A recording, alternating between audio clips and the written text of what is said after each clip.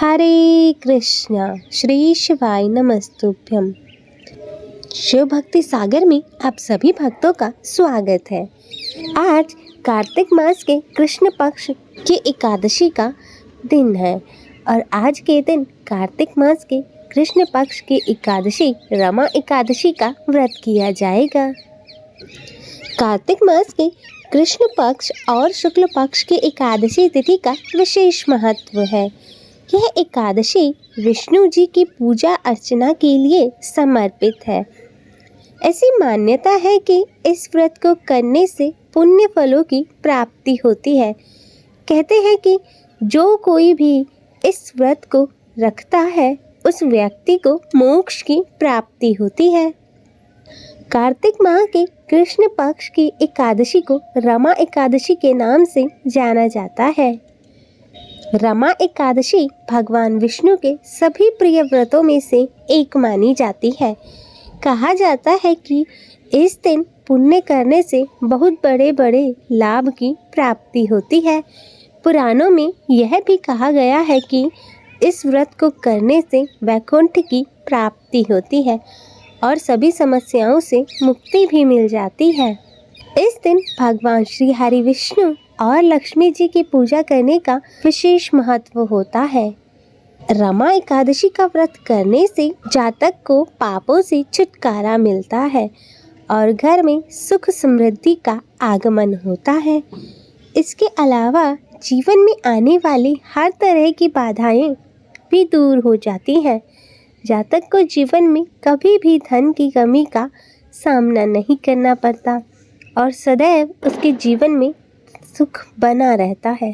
पौराणिक कथाओं के अनुसार भगवान श्री कृष्ण ने रमा एकादशी के बारे में युधिष्ठिर से कहा कि इस एकादशी का सच्चे मन से व्रत करने से वाजपेयी यज्ञ के बराबर फल मिलता है।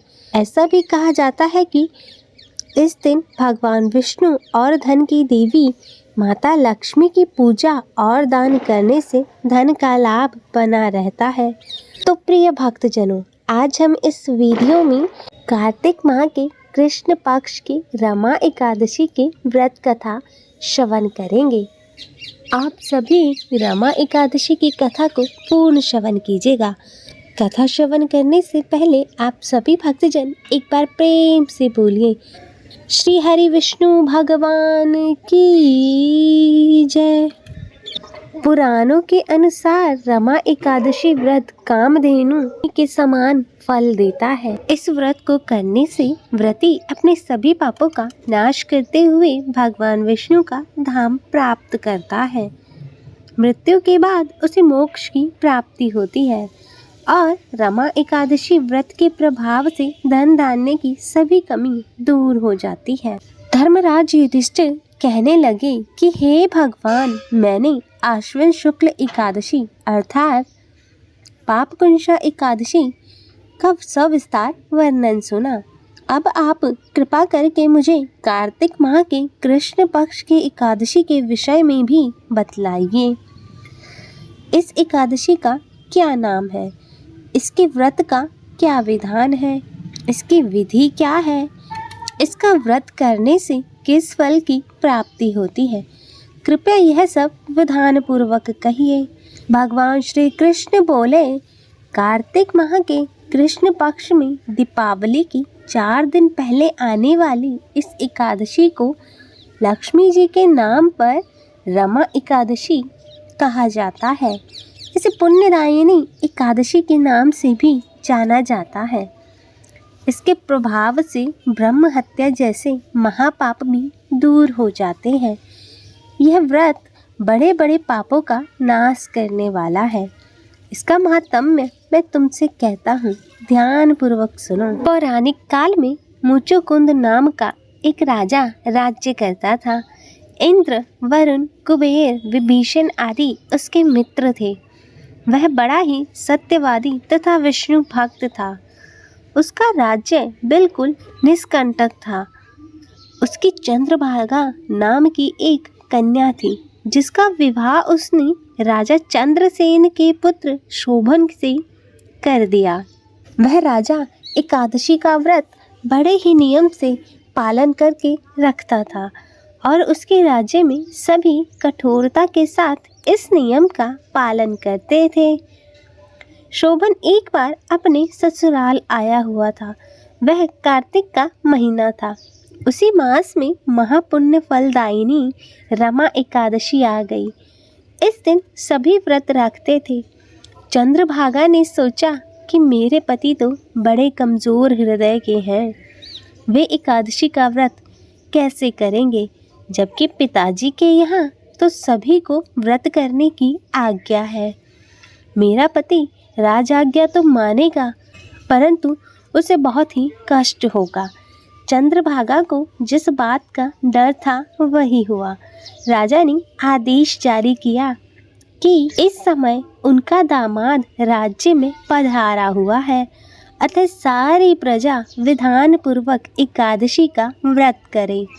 जब दशमी आई तब राज्य में ढिंढोरा पीटा। उसे सुनकर शोभन अपनी पत्नी के पास गया और बोला, हे प्रिय, तुम मुझे कुछ ऐसा उपाय बतलाओ, क्योंकि मैं उपवास नहीं कर सकता। यदि मैं उपवास करूँगा तो अवश्य ही मर जाऊँगा। चंद्रभागा कहने लगी, हे स्वामी, मेरे पिता के राज में एकादशी के दिन कोई भी भोजन नहीं करता। हाथी, घोड़ा, ऊंट, बिल्ली, गौ आदि भी तृण, अन्न, जल आदि ग्रहण नहीं कर सकते। फिर मनुष्य का तो कहना ही क्या है।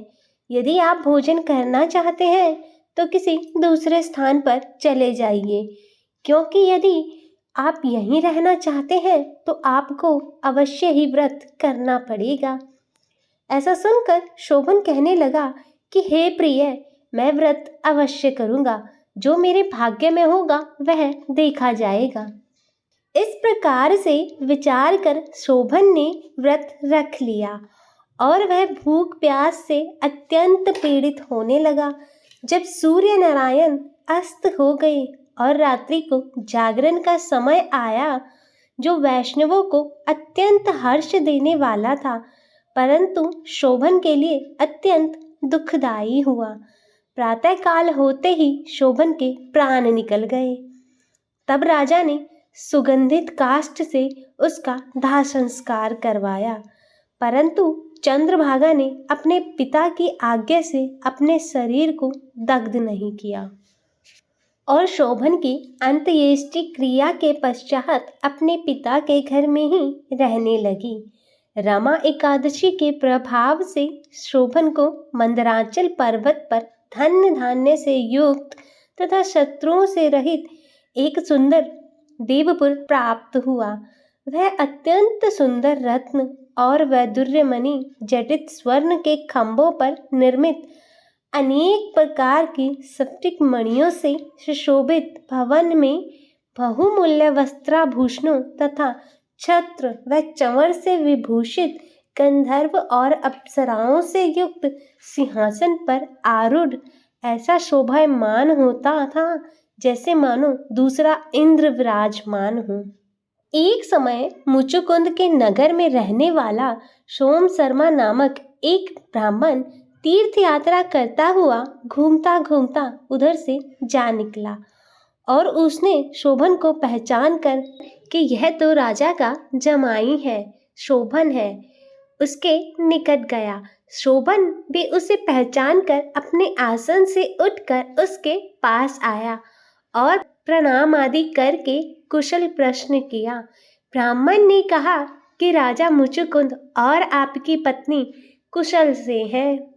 नगर में सभी प्रकार से कुशल है, परंतु हे राजन, हमें आश्चर्य हो रहा है। आप अपना वृतांत कहिए कि ऐसा सुंदर नगर जो न कभी देखा न सुना आपको कैसे प्राप्त हुआ। तब शोभन बोला कि कार्तिक मास के रमा एकादशी व्रत के प्रभाव से मुझे यह नगर प्राप्त हुआ है, परंतु यह अस्थिर है। यह स्थिर हो जाए ऐसा कोई उपाय कीजिए। ब्राह्मण कहने लगा कि हे राजन, यह स्थिर क्यों नहीं है और यह कैसे स्थिर हो सकता है, आप बताइए, फिर मैं अवश्य में वह उपाय करूँगा।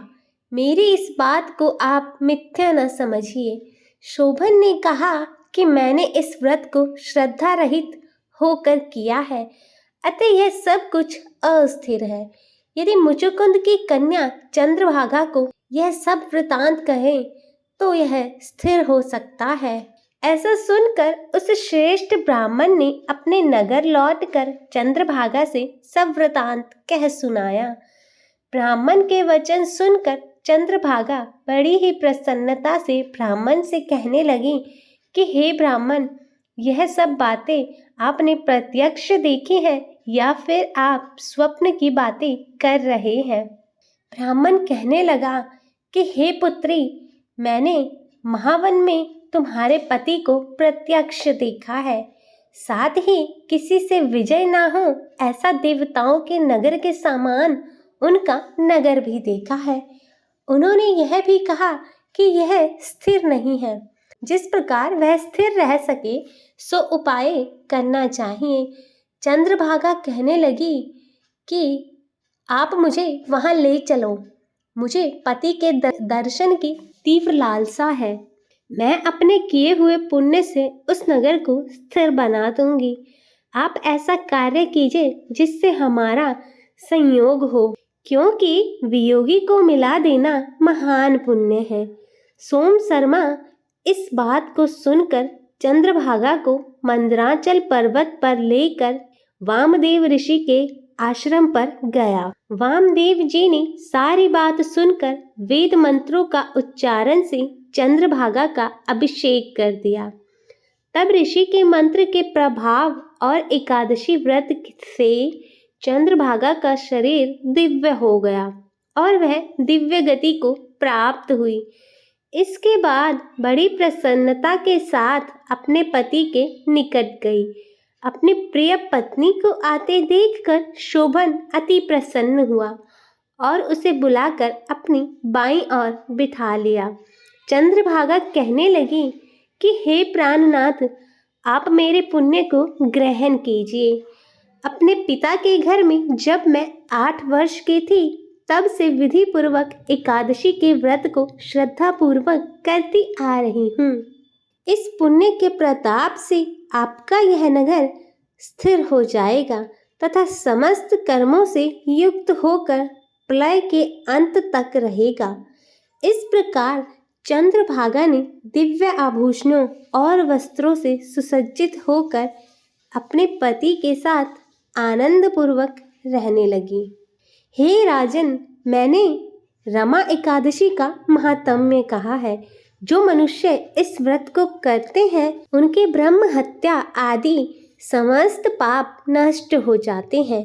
कृष्ण पक्ष और शुक्ल पक्ष दोनों की एकादशियां समान हैं, इनमें कोई भेदभाव नहीं है, दोनों समान फल देती हैं। जो मनुष्य इस महात्म्य को पढ़ते अथवा श्रवण करते हैं वे समस्त पापों को छूटकर विष्णु लोक को प्राप्त होते हैं।